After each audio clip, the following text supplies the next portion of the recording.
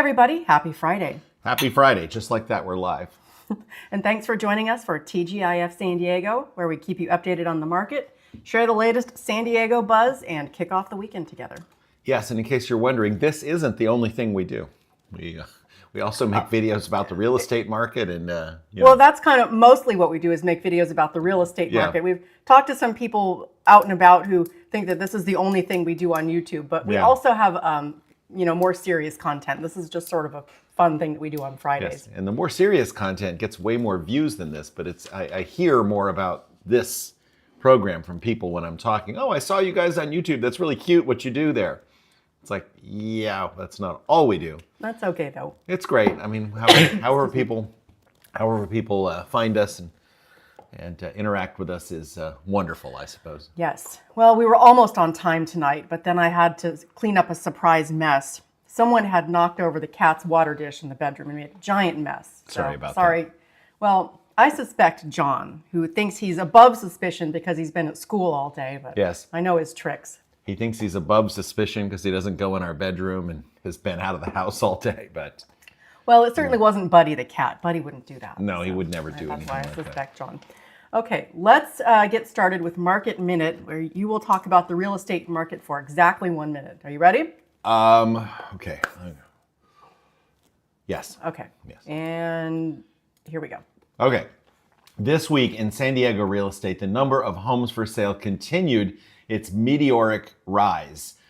We are at 5,600 units right now, and I cannot remember the last time we saw 5,600 units on the market in San Diego County. I don't think it got that high in the summer of 2022. And this is despite a slight decline in new listings.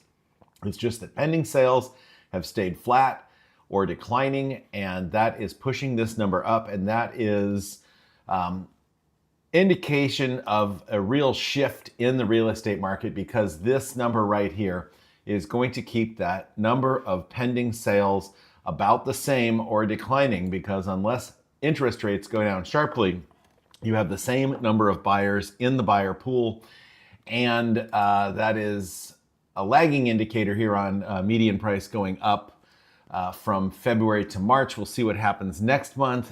I'm out of time, and we'll talk about this more again soon. Watch San Diego Market Watch if you want my whole wrap on this data. I keep having to rescale that graph as the number of homes goes up. Yeah. But we said we were only going to talk about the market for 1 minute. So well, yeah, we lied. Let's move on to animal news. And which apparently has become an official segment on this show. All right. Well, meanwhile, in animal news, sometimes we talk about different animals, but we're covering the eagles every week because that's like top story in the animal world these days. Monty Python would have said, "And now for something completely different." That was their segue. Oh, that tree is rocking. Look at that. That's a little windy up there. Kind of making me sick. So these eaglets, or maybe it's that Coen Brothers food I ate last night. You're gonna. We'll get into it. Okay, yeah. We'll do our Coen Brothers rant later. Maybe we can mesh it with the Lennar Homes rant that I have saved for later too. Oh, rants! Stay tuned. Some angry rants to start off your Friday night. I'm trying to get us here. Okay, there. Well, I'll just put us up here. Yeah. So these eaglets here, they have their. These are the waterproof feathers, not the flying feathers. The flying feathers take longer, but they seem to be all waterproofed now. Wow. So next we have flying feathers. They're not doing too much now. Let's see. We'll roll it back a little bit. This was an hour or so ago. God, look at those eaglets. They're really oh well. Now have us in the way again. There we go. Okay. They have gotten big. I think, let's see, which I'm trying to figure out which big eagle. Oh, that's Jackie, the mom. She's larger, and she has like some sap on her head or something. Still with the sap on her head. Yeah, I guess if you get sap in your feathers, you kind of just have to wait for new feathers. I guess so. I guess if you're an eagle and you get sap on your head, you're not like a cat who can, clean it off or anything. They do seem to do some, preening and grooming, but she hasn't been able to work the sap out yet. All right. A lot of sap. Shall we move on to weekend events? Yeah, those are, it's going to be kind of bittersweet when they fly off. Yeah, well, we may never see. Are they tagged? Are they going to tag? No, I think that's a somewhat controversial practice, and they are not going to tag these ones. Are the mom and the dad tagged? I don't know. And why is that controversial? I think maybe it's not good for the birds. Like, I don't know. I'm just speculating, but maybe it can get, hung up on things, or I'm not sure. But Okay. they don't seem to do that as much. All right. If you know why we don't ban birds as much, let us know in the comments. Banned birds. Banned them. Yes. Yeah, put the little armband on them, little bracelets. Okay. Yeah. Let us know. Okay. Weekend events. Weekend events. I found the swankiest event in town. This is the 19th annual. This is so swanky, I don't even know how to pronounce it. I think Art goes to this. It's a fancy car event. Concours d'Elegance. Yes, it's a premier automotive and lifestyle event splashed with Southern California flair. Edge of the Sea in La Jolla. Okay, so anyway, it's a big fancy car show and a party. Okay, so right now is what's happening is there's a kind of like a kickoff soiree. It's tonight from 6 to 10 on the lawn of the concourse field. Okay, so a lavish splendor, rhythmic beats of live music, gastronomic showcases, artisanal cocktails, energized live auction, exclusive display of mechanical artistry. Okay, how much do you think it costs to attend? I was just going to ask. Okay, so we're in La Jolla. Mm-hmm. It's a concourse VIP soiree. I don't know if the cocktails and food are included. That's what I'm wondering. Yeah, they don't say here. I think you're just supposed to, it doesn't matter if you. Okay, so this is outdoors? Yeah, on a lawn. Okay. How much is this? How much is so they've got it roped off and you got an armband or something? I would imagine. They probably don't have armband. It's $85. $4.79. Oh, what? Ah! Yeah. Mind blown. Holy crap. No, thank you. I don't think we're going to that. No. There is a free event, which is basically, people What do you get for that? Well, you get to walk on the sidewalk and look at the cars? Yeah, so people park their fancy cars on Prospect Street. They let you into La Jolla? Yeah, you can go to La Jolla, and if you can find a place to park, you can walk around and look at fancy cars. Oh my goodness. And there's a bunch of other stuff happening throughout the weekend. Weekend VIP package, $829. For the whole weekend? Yeah. Okay. Luxury Ocean Suite Lounge. I don't know that Art is going to this. Well, okay, there's a general admission. Okay. $139. Maybe he would go to that. Maybe him and Will Banks are. You going, Art? What's up? Where's Art? Yeah, send us some.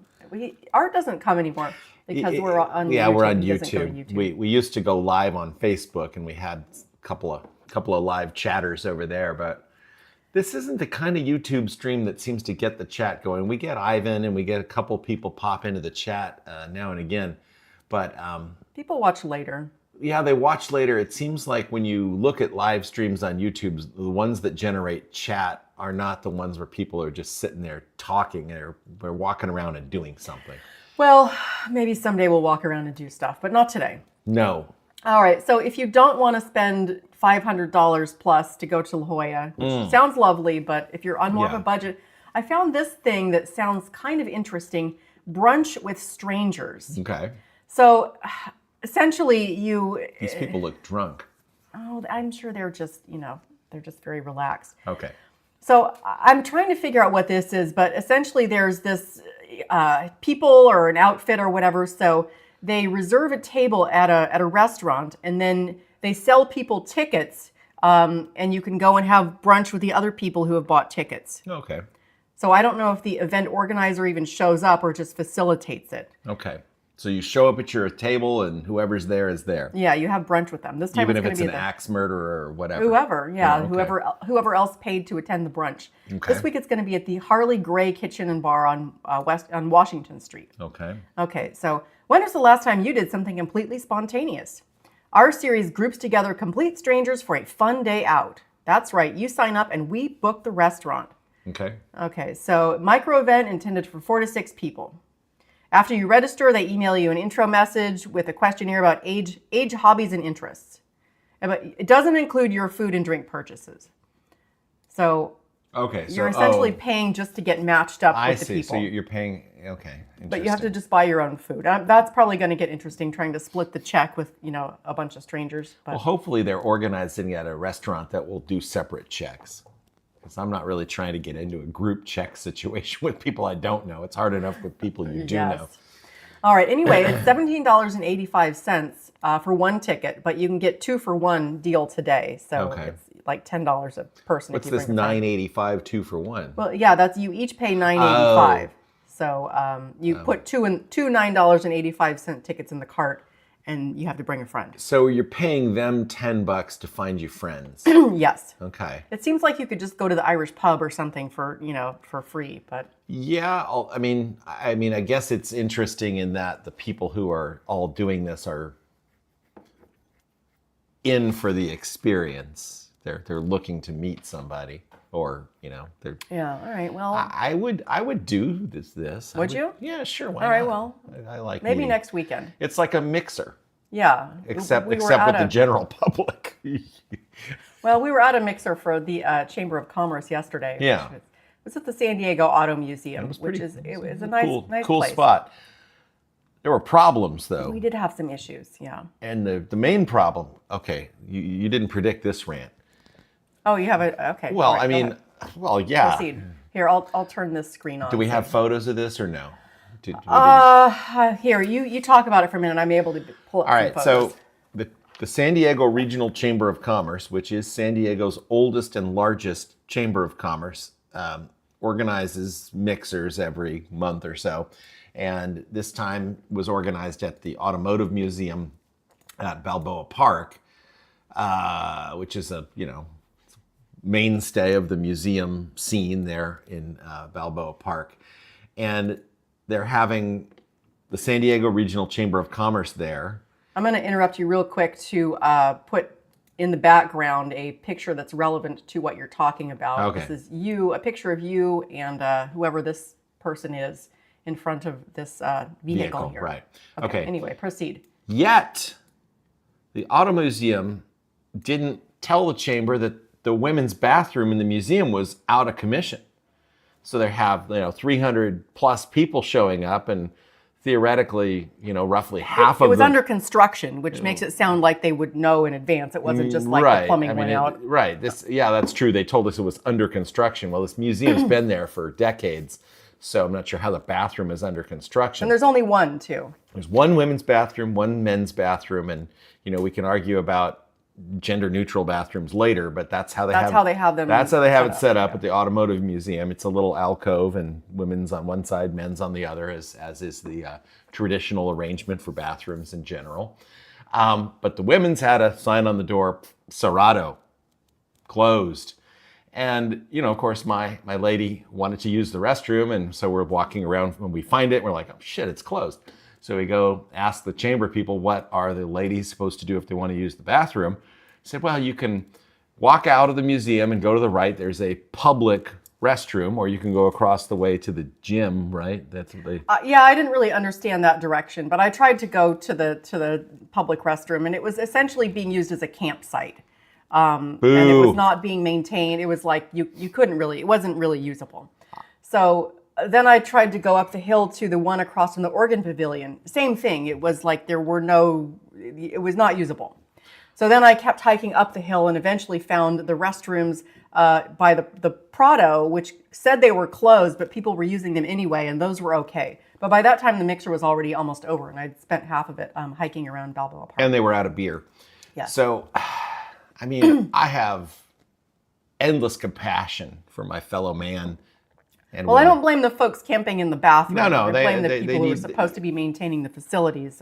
This is Balboa Park. This is the crown jewel of San Diego, and there's not one public restroom in the freaking place that isn't overflowing with crap and all the toilets and people camping in the stalls. And I mean, get it together, San Diego. I mean, come on.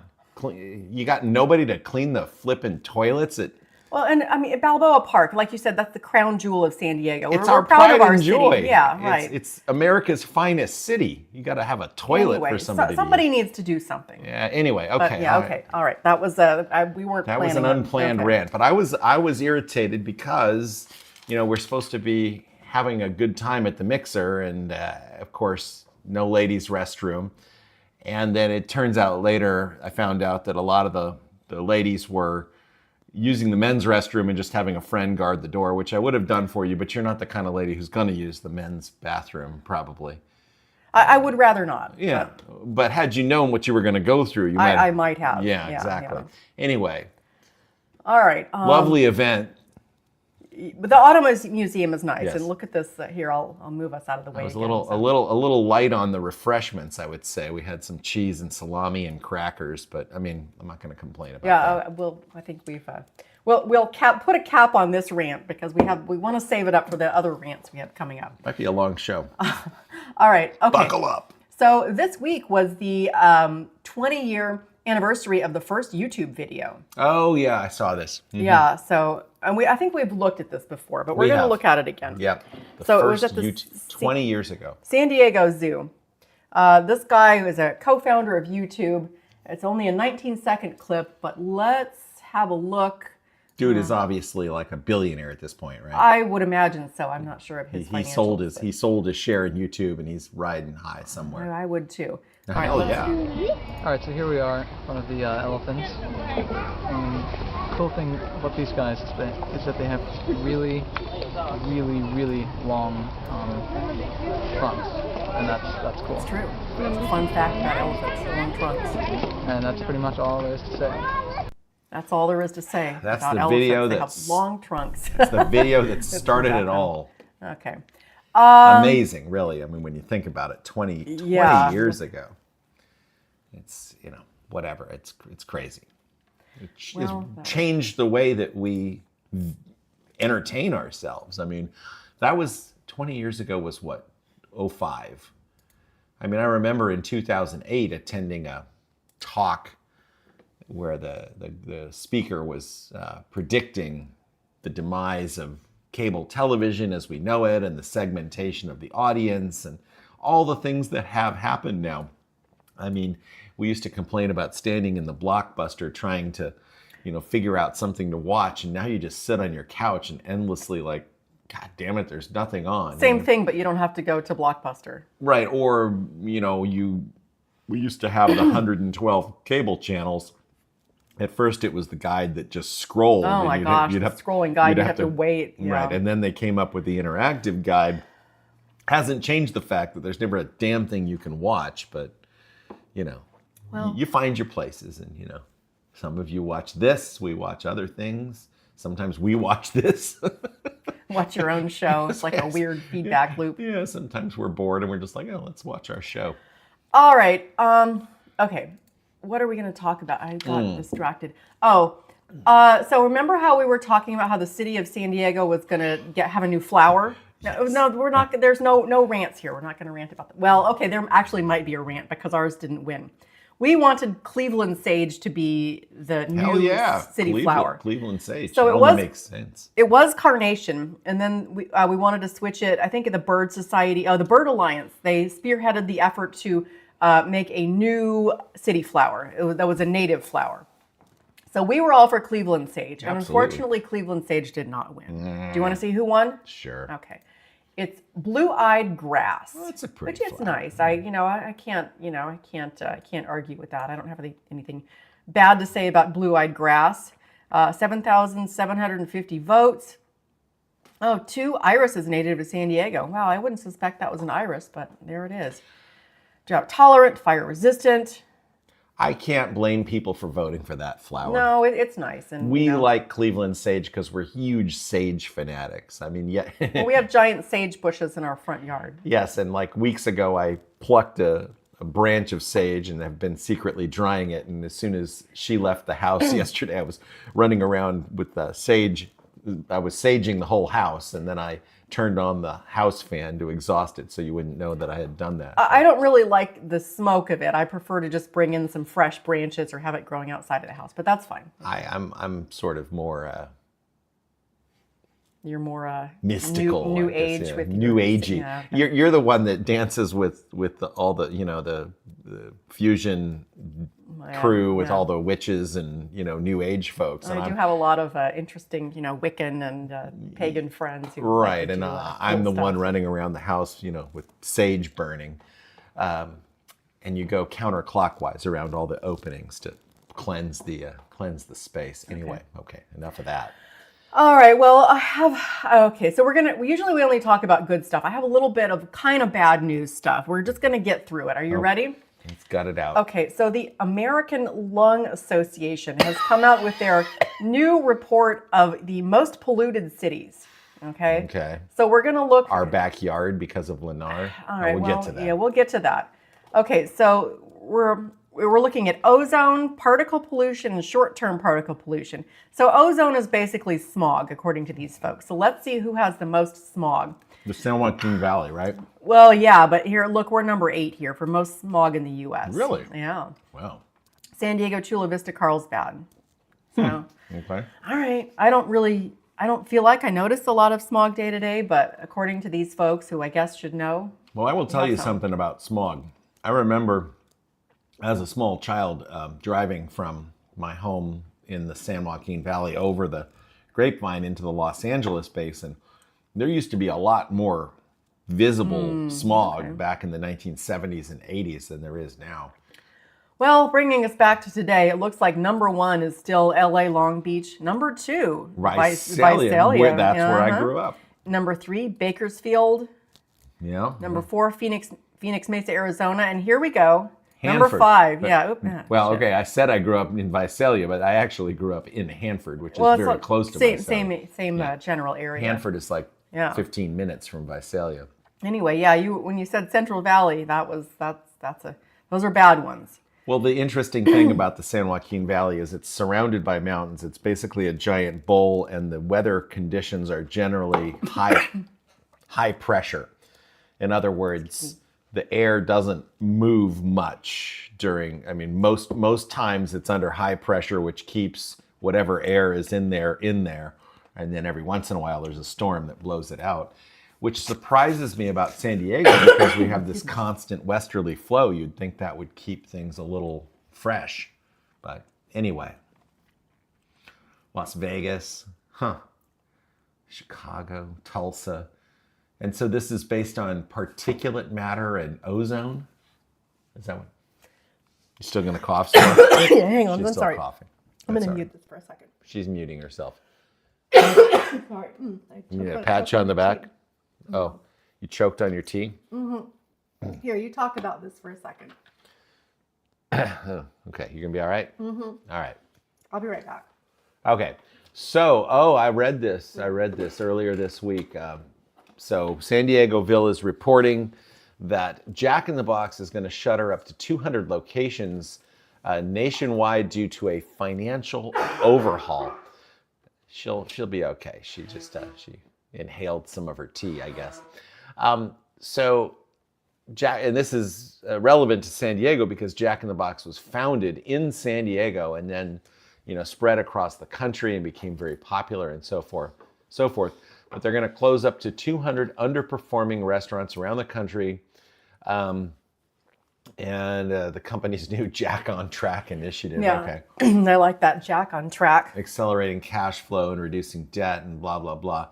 Well, it might have something to do with the fact that it costs $30 for 2 people to go have a meal there. We've sent our teens to Jack in the Box, or they, that's where they've elected to go when we have them go out together for dinner. And John comes back with a receipt for, $32 for 2 people to eat a couple chicken sandwiches and fries and a drink.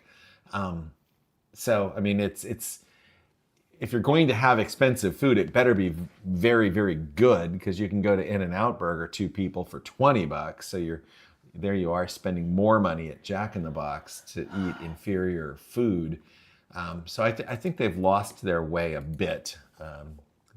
From their roots. I think they should get back to their roots, close those shitty restaurants that are underperforming, and get back to it. Well, this dude, back on track, Jack. Yes, Robert Peterson. He opened these in 1951. Yeah.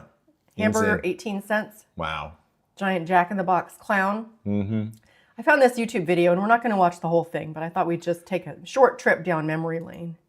Well, Jack in the Box was different because like McDonald's came in and McDonald's was like, we're going to do burgers, fries, drinks, period. Jack in the Box had some different stuff on the menu and always has, they had the tacos and the egg rolls and I haven't. It looks like a fun drive through there. Yeah. Where is that? That looks like somewhere in San Diego. It has to be in San Diego, but Yeah. I'm not sure. They don't say where the location is. Well, I'm sure somebody might know. 22 cents for a burger. I mean, I think what's happened, and I don't eat at Jack in the Box because because it's it's not good for me, and I'm trying to keep my tacos, shrimp. Right. What it doesn't say what kind of shrimp. Well, if you were at Jack in the Box, it was probably fried shrimp, battered fried Jack Cola. Jack Cola. Huh, okay. But I mean, you remember back in the day when we used to you'd be out drinking late at night, and where would you go? Jack in the Okay.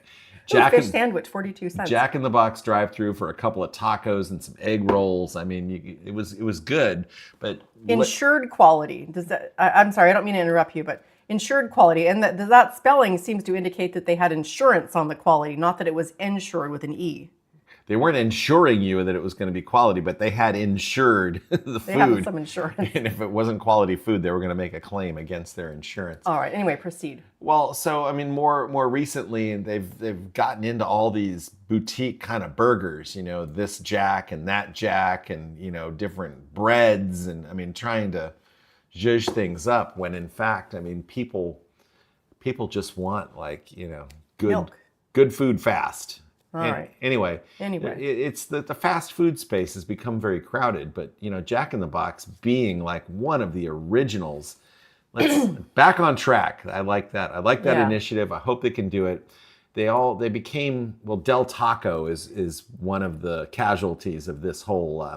They own Del Taco, and they're thinking about selling it as part of the Back on Track. Well, Yum, it's all under this company called Yum Brands, I think, and I think they own Taco Bell too. Do they? I think Yum Brands. I could be wrong. I think Yum owns Jack in the Box, Del Taco, and Taco Bell. I could be wrong about that. Let's ask ChatGPT. We'll ask ChatGPT live here. Well, this video is going to end soon. Well, that's okay. I'll just do it real quick. Okay. What restaurants does Yum Brands own? Searching. Yum Brands, leading global restaurant company. Okay, here we go. KFC, Pizza Hut, Taco Bell, The Habit. Habit? Yeah. Really? Wow, okay. Formerly owned A&W Long John Silver's. Okay, I'm wrong. Yum is not that's not Jack in the Box. Okay, no, I was confused. So Jack in the Box owns Jack in the Box and Del Taco. Okay. Yum Brands owns KFC, Pizza Hut, Taco Bell, Habit, formerly A&W Long John Silver's, which is Long John gone as far as I know. Pasta Brava, Wing Street. I've never heard of them. I don't know if Long John Silver's is still around, but if they are, we have to go there. I want to find out. You don't want to go to Long John Silver's? They were. I mean, Long John Silver's was bad in 1985. I can't imagine what they're like now. Those little hush puppy things were all right, but there are Long John. Well, yeah. Okay. Look, there's one right here. You want to go? Right now. Well, after this. Right after we're done, we're going to there's go. One. There's one. Where is it? All the way down in Chula Vista? Excuse me. Mountain View. Oh, okay. I was just there earlier today. Long John Silver's KF and a KFC? Well, because Yum Brands owns both of them. It's one of these co-branded deals. All right. Well, anyway. So they have one deep fryer for the KFC and for the fish, probably. All right. Well, or maybe they have a separate deep fryer for the fish. I don't know. They have 4 stars. Okay. All right. Imperial Avenue. Remember we made a wrong turn down there just yesterday. We did, yeah. Back out. Where exactly? How close to 5 is this? What's the closest? There's the 805. 805. Okay, so 5's over here. All right. Well, if John was here, I'd have him drive us there right now. All right. Well, maybe he'll come home soon and we'll all go. Maybe so. All right. So I was incorrect about Yum Brands. I was confused. But so the article does say that they're closing a bunch of Del Tacos. And I don't know if Del Taco's good or bad or indifferent because there's so much fantastic Mexican food that I would never bother to go to Taco Bell or Del Taco or any kind of fast food taco place because if I want a taco, I mean, geez. There's lots of good million places to get a fantastic taco. I think I've been talking about this for way too long. All right, well, let's move on to stuff that's happening on the waterfront. I hope you all enjoyed that. Where's your favorite place to get a taco? Let us know in the comments. Oh, you're not asking me. Okay, good. Oh, no. No. People. Yeah, the people. folks, Where do you like to get your tacos? Yes. Okay, so some new super yachts are in town. Well, I don't know if the super yachts are in town, but they're new in town. On April 23rd, which was Wednesday, days ago, 2 super yachts rolled into town, and they're owned by the same person. It's an 87-meter super yacht. I'm not sure how to pronounce this. I'm going to ask you to pronounce it because I usually... Lonian? Yeah. Okay. Okay. And then a Lonian. support catamaran, Hodor. Okay. So they're owned by a billionaire. It was a UFC CEO. I don't watch UFC. I don't really like to see people fighting. I don't but like to see people apparently beating the shit out of each this other. person has gotten rich doing it, and they have these 2 super yachts that go together. And if you want to see them, you can go down to the waterfront. They are parked near the convention center. Well, where did it say? Administrative. Okay, like kind of by the convention center on the Rady Shell. Go see how the other half lives. Yeah, Not even so- the other half. The other like 0.5%. The other, yeah. The top 0.5% of people. So I found more information on these super yachts. So this is like the main yacht. It's got like a helicopter pad, Glass bottom pool. a glass bottom pool. Wow. Yeah, let's see. I think there's. Oh my. Okay. There weren't any pictures of the interior. I guess this person doesn't want to, show us all pictures, but there's lots of pictures of the outside. So they have a glass bottom pool, and this glass bottom pool, the ceiling of it is the translucent bottom of the pool is the ceiling of the beach club that's below. Oh, so there's a beach club on this yacht. Mm-hmm. Wow. Okay. I think It would be way cooler if the glass bottom pool was just looking into the ocean. They probably have one of those too. I don't know. right. Anyway, here's the beach club down here. I'm not sure what the. So the guy's floor- Dutch. The guy, no, yacht was, it's Dutch built. Oh, Yeah. okay. But the guy isn't The Dutch. guy is from the U.S. Okay. It features 22 different openings, platforms, hatches, and doors. And there's also an Airbus helicopter on board. Wow. It can sleep 14 guests across 7 cabins. It seems like you could fit a lot more than 14 people on there if they just, slept on these lounge chairs or whatever. They should let that lady who was sleeping in the park bathroom use this. Oh, yeah, that would be nice for her. Okay, so now the support vehicle is a catamaran, and the world's largest floating toy box, according to some people. Mm-hmm. It's got all kinds, it basically holds all kinds of stuff. It's got, I don't know if it's another helicopter, or maybe you can just also put the helicopter on it. Where's all this stuff? Okay. Got some hydraulic lifts. Okay, Yamaha quad bikes, 9 jet skis, 2 ATVs, 4 trail motorcycles, 2 laser dinghies, and 1 Hobie cat. Do you know what a Hobie cat is? It's like a regular catamaran. All right. Like one of those. Oh, so there's a regular catamaran on the super catamaran. Yeah. All right. Anyway, it looks nice. Does anyone else think this is? I mean, well, never mind. If I had enough money to have this yacht, I would have a smaller yacht, and then I'd have like a cat shelter. I would spend the money on a cat shelter. I mean, I have a boat or yacht, but I mean, Jesus, with the helicopter and the support yacht and all this other shit. Maybe a floating cat shelter. If you've got enough disposable income to have this, I mean, what the fuck is going on in the world? I mean, Jesus. I don't know, but anyway, it looks like a nice boat. I'm not a communist, I promise. I would have a smaller boat and then Maybe have a cat shelter, but you're not a communist. No, I'm a capitalist to a point, but this is beyond capitalism here. This is it seems some people might say it's irresponsible to spend this money. I mean, you could probably do some something people might better. say that, yeah. Anyway. And one of those people might be me. All right, well, let's move on to other stuff happening on the waterfront. This Freedom Park, first of all, let's talk about where this is. Okay. So the Midway here. Yeah.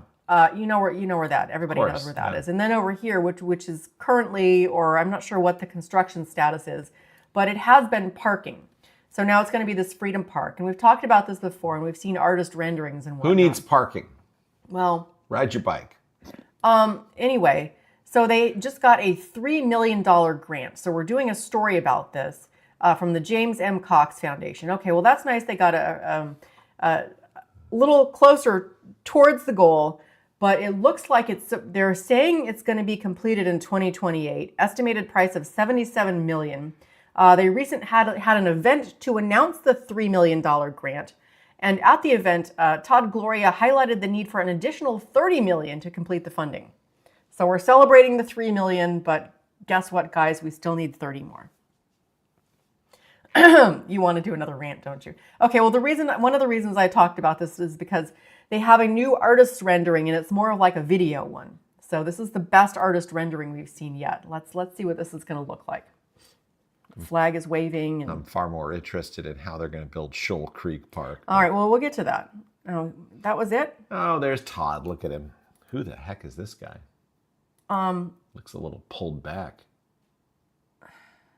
I'm sure that they're, very... Oh, here, okay. All right, well, I'm not sure what happened to this video, but anyway. I think I'm gonna get myself in trouble tonight. Yeah, let's move on. Let's talk about something else.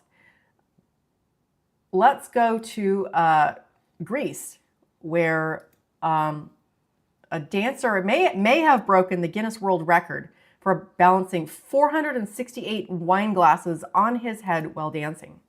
So it sounds like the Guinness folks still have to look at this and verify, but let's see it.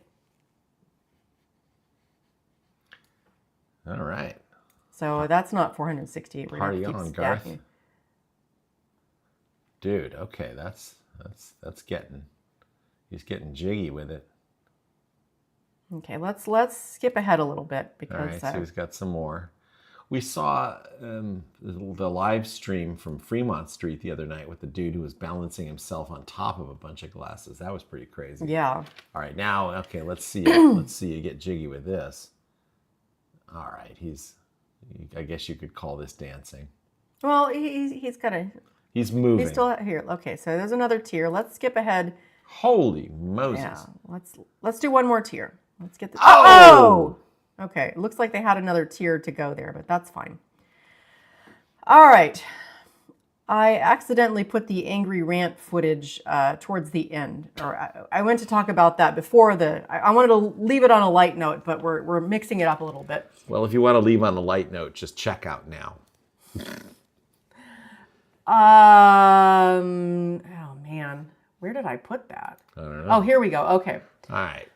So do you want to give a little intro to your videos here? I mean, so as everybody who watches us knows, Lennar is building a project here in Carmel Mountain Ranch, and behind our house is the Lennar Dirt Transfer Station.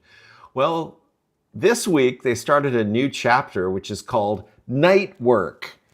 And this is where they bring dump trucks in here at night and bang and beep, back up beep. and Yeah, dump dirt all and... fucking night. So I called Lennar the other day and she's like, well, do you have any video or pictures? And I'm like, it's freaking dark out there, so pretty hard to get video. And of course, when you hear it start, I'm supposed to jump up out of bed and run out there with my camera. Well, last night I managed to capture this, and these headlights of this dump truck are incredibly bright, and for some reason it has flashing orange lights on it. And, 15 feet from our back door doing whatever the hell it's doing out there in the middle of the night. So yeah. So what did the Lennar, did you show them this, and what did they say? Well, they claim they have a permit for night work, and I'm messaging the city, and the city's like, I don't know, maybe they do. Like, you guys don't know? And I thought there were like noise ordinances and stuff. Oh, well, there's those noise don't matter. ordinances, EPA dust mitigation protocols, 7 a.m. to 5 p.m. work. I mean, there are ordinances for all this stuff. According to Lennar, they have a permit to do work on the utilities at night so they don't disturb the morning commute. And apparently that includes dumping a bunch of shit behind our house in the middle of the night. All right, well, here's another video. Yeah, this is this morning. This is what I call affectionately Mount Lennar. So you see the top of our fence here. Is there audio on this? There is. Okay, I'm just gonna mean, make it's sure just- and see it's- if we can hear it. So this bulldozer has been building this mountain for days, and you watch this thing ascending this mountain of dirt, And you will notice that the dirt is quite dry. Nobody has wetted this dirt down or done anything to this dirt. And now this bulldozer is a full, 10 feet above our fence line. And if there's the slightest breeze, all this crap blows all over everybody's house, and I'm breathing it. And it's, it's dirt that's been dug up that has God knows what in it. It's construction spoils. It's all sorts of stuff that is supposed to be mitigated, and they're not mitigating anything, and they're stacking it up in this giant freaking mountain. And it's kind of pissing me off. The folks at the city don't really seem, they're just like, they don't give a crap. They don't care. No. Yes, we've asked the mayor's office to weigh in on this. We've asked development services to weigh in on this, and nobody cares. Lennar is allowed to do whatever it wants to do. It didn't have to pay any permitting fees or anything else while the roads crumble. And the icing on the cake is that this is supposed to become a park. It was supposed to be completed next month. Obviously, you can see we don't have a park back here next month. And I'm told that due to inflation and the fact that the original cost of the park was fixed, they may not be able to build it at all because they don't have enough money. And that's why I was laughing earlier about the $77 million, and they got the $3.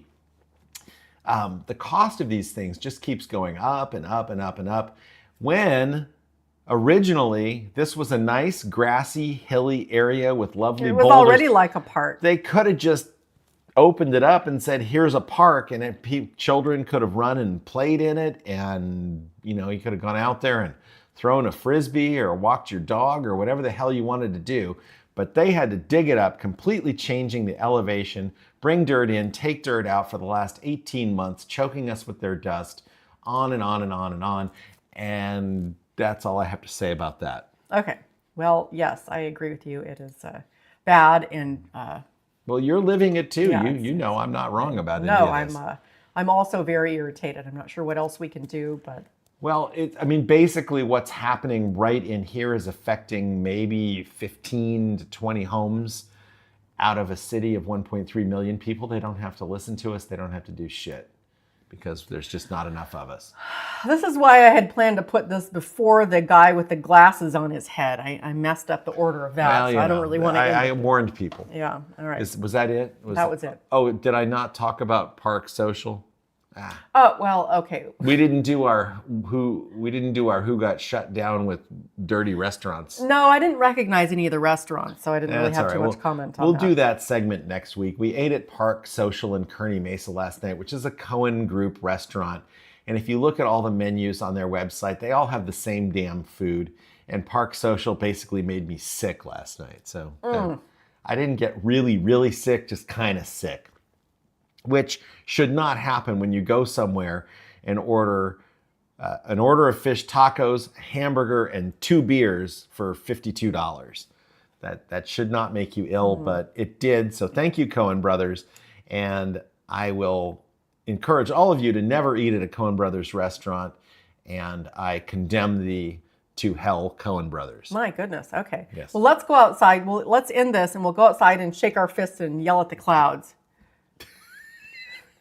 What was it? That Seinfeld episode where Jerry's dating this Romanian gymnast, and she says something about how her father used to shout at the clowns in the circus, or I forget. It was something that her father used to do when he was angry. Well, we'll look into it and get back to you. We'll get back to you on that.